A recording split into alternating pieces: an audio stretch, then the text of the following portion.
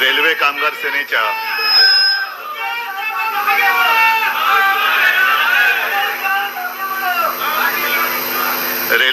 सेनेच्या आपल्या या आजच्या कौटुंबिक कार्यक्रमाला उपस्थित असलेल्या सर्व माझ्या बांधवांनो, भगिनींनो आणि मातांनो, मागे पूर्वी एकदा मला असं वाटतं मी आपल्या कार्यक्रमाला आलो होतो, 2 वेळा, आणि आजही परत आलेलो आहे. मी पुन्हाही असं नाही बोलणार, पण नेहमी येत राहीन. आणि आजचा हा कार्यक्रम जरा वेगळा आहे. काही दिवसांपूर्वीच मला आपल्या सगळ्या या नेते मंडळींनी सांगितलं कि आपली यूनियन आणि वाजपेयी जी खास कर धन्यवाद आपको देना चाहता हूं. तसं वाजपेयी आणि आपला संबंध फार जुना होताच, म्हणजे हेही वाजपेयी आणि तेही वाजपेयी, इसलिए वाजपेयी जी आप हमें कोई नए नहीं है. पण एकत्र आल्यानंतर काय होऊ शकतं हा एक चमत्कार तुम्ही करून दाखवलात. आणि या चमत्काराचं कौतुक करायला म्हणून मी आज इथे आलेलो आहे. बाबी, तुमचं कौतुक मी काय करू, कारण एक जुना कडवट कट्टर शिवसैनिक कोणत्याही काय दिलं काय नाही दिलं कसली पर्व त्यांनी कधी केलेलं नाहीये. आणि तुम्ही सुद्धा सगळेच, कारण आत्ताचा जमाना असा आहे की पक्षात येण्याच्या आधी रिझर्वेशन पाहिजे, बरोबर ना. रिझर्वेशन असेल तर मी पक्षात येतो, आणि जरा कुठे काय खूट झालं तर रिझर्वेशन दिलेलं असलं तरी लोक डबे बदलतात, गाड्या बदलतात, पण त्यातले तुम्ही नाही. मला तुमचा सगळ्यांचा अभिमान आहे, कारण आता किती वर्ष झाली, साधारणतः 2000 सालापासून का त्याच्याही आधीपासून. आणि रेल्वे कामगार सेना म्हटल्यानंतर एकच रूळ आहे, त्या रुळावरनं बरोबर तुमची वाटचाल सुरू आहे, त्याच्याबद्दलही मला अभिमान आहे. ज्यांना उद्दिष्टाचे रूळ नाहीत, हेतू नाही, काही नाही, त्यांचे सगळे भरकटते, सगळे इकडे तिकडे तिकडे तिकडे, कधी या प्लॅटफॉर्मला कधी त्या प्लॅटफॉर्मला, समाधान काहीच नाही. पण तुमच्यासारखे जे काही कट्टर कडवट कार्यकर्ते आहेत, पण नावं तरी किती घ्यायची, जसं बाबी आहेत, संजय आहेत, रमेश आहेत, कितीतरी आहेत, पण सगळ्यांचीच नावं घेत बसलो तर अख्खं भाषण नुसतं नावं घेण्यामध्येच जाईल माझं. पण कसली अपेक्षा न करता केवळ आणि केवळ भगव्याचे पाईक, काही हो पण माझा भगवा मी नाही सोडणार. आणि हे सगळे भगव्याचे पाईक तुम्ही सगळे आहात तोपर्यंत मला कसली चिंता नाहीये. अनेक जण जे म्हणतात की यांनी विचार सोडले, त्यांनी विचार सोडले, विचार वगैरे काय सोडलेले नाहीयेत, सोडू शकत नाही. हातात जो भगवा घेतलाय ते एक सतीचं वाहन आहे, एक वसा म्हणून तो घेतलेला आहे, आणि तो भगवा हातातनं कदापि सुटणं हे शक्यच नाहीये, अजिबात नाही. बाकी चाललेत, दिवसामागून दिवस चाललेत. आता काल परवाकडे अर्थसंकल्प जाहीर झाला. पूर्वी रेल्वेचा अर्थसंकल्प वेगळा होता, रेल्वे खात्याला एक महत्व होतं, पण हे सरकार आल्यानंतर एक एक संस्था हे मारून टाकण्याचं काम चालू आहे. आणि रेल्वेचा पण म्हणजे रेल्वेचा अर्थसंकल्प मुख्य अर्थसंकल्पामध्ये मर्ज केला, पण आमची जी मर्जी करण्याची म्हणजे त्यांची मर्जी वेगळी, पण मर्जरची जी मागणी आहे कोकण रेल्वेची भारतीय रेल्वेमध्ये, तिचं मर्जर होत नाहीये. हा काय म्हणजे हे मर्जीकरण म्हणजे त्याच्या मर्जीवरती चाललं, मेरी मर्जी नाही चालायचं, अजिबात नाही चालायचं. आणि मगाशी जोशीजी तुम्ही जे सांगत होतात की जे शिवसेना प्रमुखांनी आपल्याला एक धोरण आखून दिलेलं आहे की आपण सेवा देतो, मला नेहमी चिंता ही पडते की आता सुद्धा तुमच्यापैकी मोटरबन किती आहेत, इथं सुद्धा कामगार किती आहेत, सगळे आहेत ना. या कार्यक्रमाला येण्यासाठी कोणी दांड्या मारून आलं तर रेल्वे कोण चालवणार. तर असंच आहे, म्हणजे डॉक्टरांचं अधिवेशन घ्यायचं झालं तरी पंचायत, की डॉक्टर जर का सगळे इकडे आले तर पेशंटकडे कोण बघणार. मग हॉस्पिटल्स आहेत, इतर कारखाने आहेत. त्याच्यामुळे आपल्या इकडे बंद केलं तर केवळ आपल्या न्याय हक्कासाठी तर काय आंदोलन करावी लागतातच. म्हणजे असं काही नाही की शिवसेना प्रमुखांनी सांगितलं की इकडे बंद करायचं नाही, त्याच्यामुळे रडले काय काही केलं तरी यांनी प्रमुखांनी सांगितलं की बंद नाही करायचं, काय करतील, नाही काय करतील तो इंगा दाखवायचा, तो इंगा आपण दाखवणारच. आम्ही संयमी आहोत याचा अर्थ आम्ही काही भेदरट आहोत अशातला नाहीये. आमची ताकद ही आम्हाला कल्पना आहे, पण जर त्याची कल्पना तुम्हाला नसेल, जी आठवण मगाशी तुम्ही सांगितलं ममता बॅनर्जींची, कारण दिल्लीत बसलेले लोक हे दिल्लीपुरतं बघतात.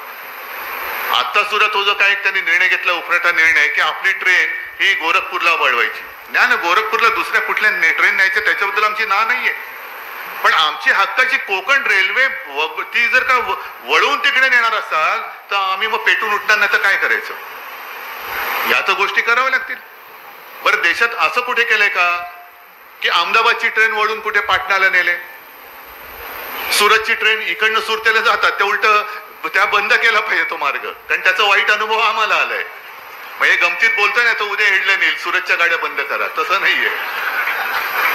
पण इतर ठिकाणच्या गाड्या सगळ्या व्यवस्थित चालू आहेत. मग माझ्या भूमिपुत्राच्या हक्कासाठी म्हणून त्याच्या सोयी सुविधांसाठी केलेल्या ज्या काही जागा आहेत किंवा मार्ग आहेत, एक तर दुपदरीकरणाचं काम आता सुरू होतंय, कुठपर्यंत झालंय तिथपर्यंत तुम्हाला माहिती आहे. मुंबई गोवा जो काय रस्ता आहे तो नितीन गडकरी बोलले होते की असा रस्ता करेन की 200 वर्षाच्यावरती खड्डाच पडणार नाही.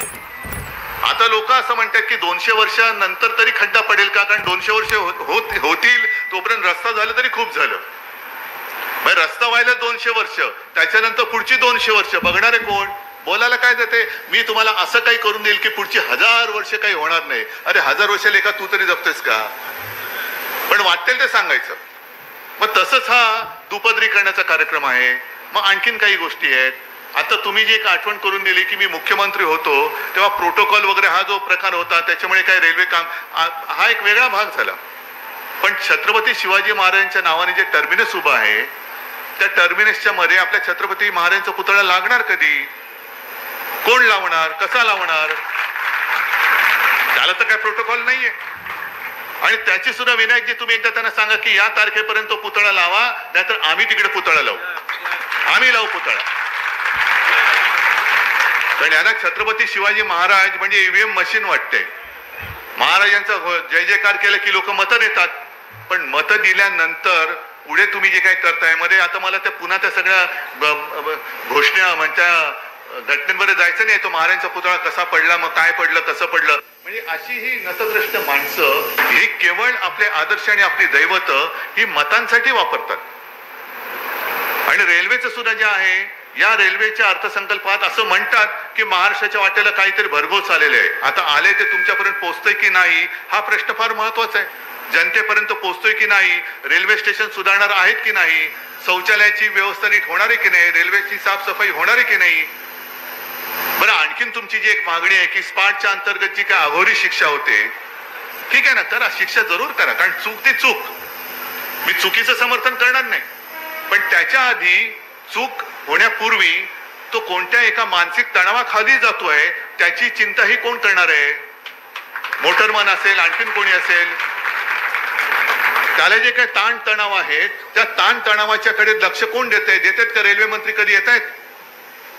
रेल्वेचे सेक्रेटरी कोण येत आहेत तुमच्याकडे? जसं मी आज तुमच्याशी बोलतोय कधीतरी रेल्वेचा मंत्री आलाय, रेल्वेचा अधिकारी आलाय आणि बोला बाबा तुमच्या काय अडचणी आहेत, आम्ही सोडवतो.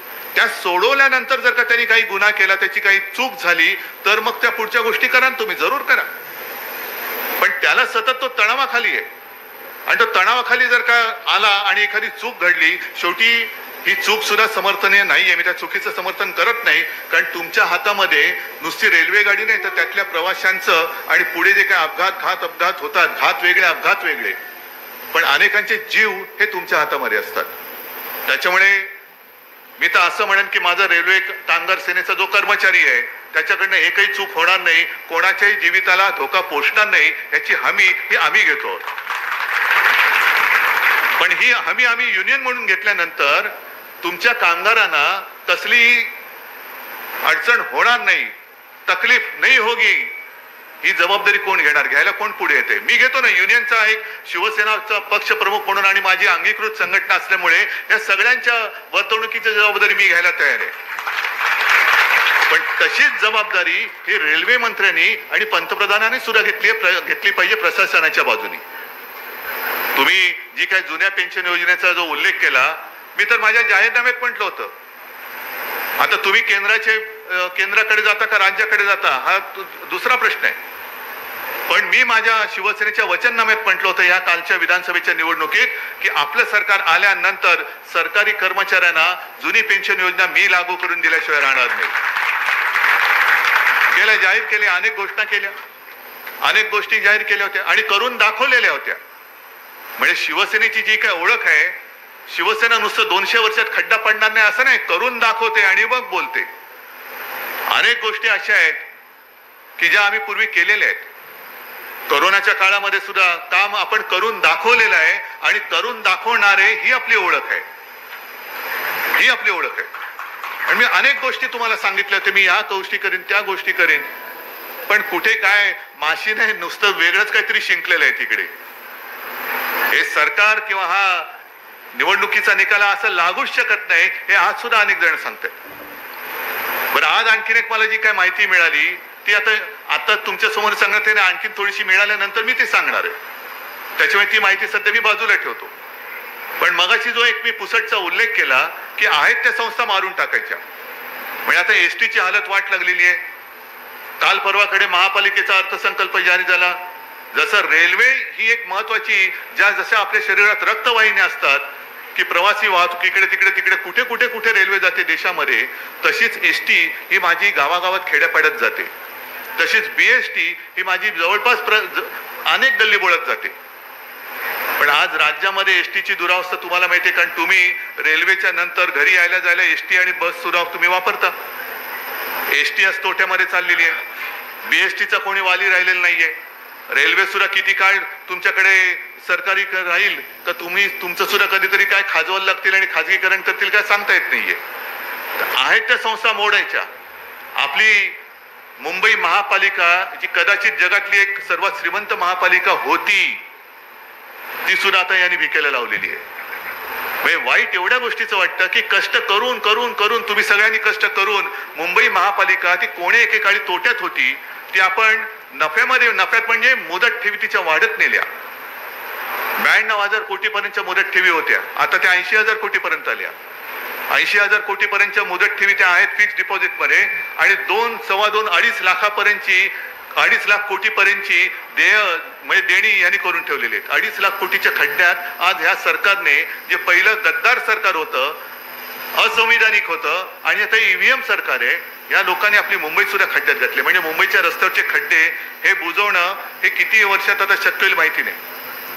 आता एवढं देणं यांनी मुंबई महापालिकेच्या डोक्यावर करून ठेवले की जवळपास पुढची 23 वर्ष ही कामं याची देणी आपण देत राहू. हा कुठल्या दिशेने कारभार चाललेला आहे.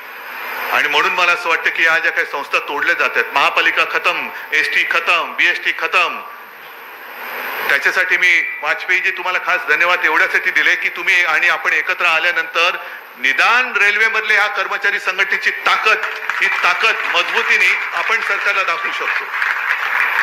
आज सुद्धा अनेक जणांनी आपल्या या रेल्वे कामगार सेनेत प्रवेश केले. या, आणखीन येत असतील सगळ्यांनी या, सगळ्यांनी एकत्र या.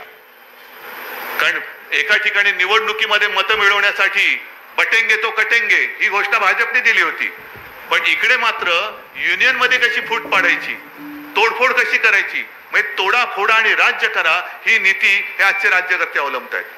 आणि त्याला उत्तर देण्यासाठी आजचा जो सोहळा आहे, म्हणून मी मुद्दामून आलो की आपण एकत्र आल्यानंतर आपण तिकडे रेकग्नाइज झालो, ही आपली ताकद आणि ही आपलं तुमच्या सगळ्यांचं कर्तृत्व, याचा मला अभिमान आहे, याचा खरंच मला अभिमान आहे. म्हणून बाबी तुम्ही काय, संजय तुम्ही काय, सगळे जुने कट्टर शिवसैनिक, तुम्हाला असं काय मी मोकळं नाही सोडणार. तुमच्या सुद्धा कामाची आणि निष्ठेची दखल मी घेतलेली आहे, जरूर घेतलेली आहे, नक्की घेतले. आणि विशेष करून आजच्या या जगात मगाशी जे म्हटलं ना, जसं आपण पूर्वी म्हणजे मला असं वाटतं मनमोहन सिंग पंतप्रधान असतील तेव्हा शेतकऱ्यांचे मेळावे घेतले होते कर्जमुक्तीसाठी, देता की जाता.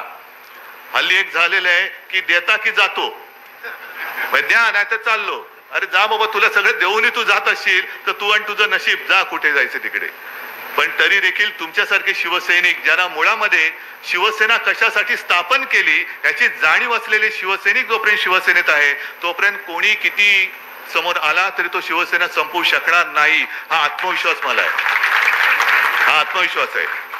आजच्या सारखंच तुम्ही चांगले चांगले पराक्रम, मी पराक्रमच म्हणेन, करत राहाल ही अपेक्षा आहे. आशा, नुसती आशा नव्हे तर खात्री आहे. आणि एकदा तुम्ही एकत्र आल्यानंतर त्याचं काय होतं, काय आपल्याला मिळतं हे दाखवल्यानंतर मला खात्री आहे की देशातला प्रत्येक रेल्वेमधला, प्रत्येक युनियन मधला कर्मचारी हा आपल्या युतीमध्ये आल्याशिवाय राहणार नाही. आणि त्यांना पण कळेल की अरे बस, सत्ता असो वा नसो, हे आपल्यासाठी लढतात आणि आपल्याला न्याय मिळवून देत आहेत. त्याच्यामुळे न्याय हक्कासाठी निर्माण केलेली शिवसेना आहे. शिवसेना आणि संघर्ष हे नातं विचित्र जरी असलं तर त्या नात्याशिवाय शिवसेना आणि शिवसैनिक असूच शकत नाही. आणि तो संघर्ष तुम्ही करता आहात, तुमचा मला अभिमान वाटतोय. पुढच्या काळामध्ये सुद्धा आपल्या ज्या काही मागण्या आहेत, ज्या काही आशा अपेक्षा आहेत, त्या पूर्ण करण्याची ताकद ही तुमच्यात जी आहे ती वाढीच लागो, एवढ्या शुभेच्छा देतो आणि आपली रजा घेतो. जय हिंद, जय महाराष्ट्र.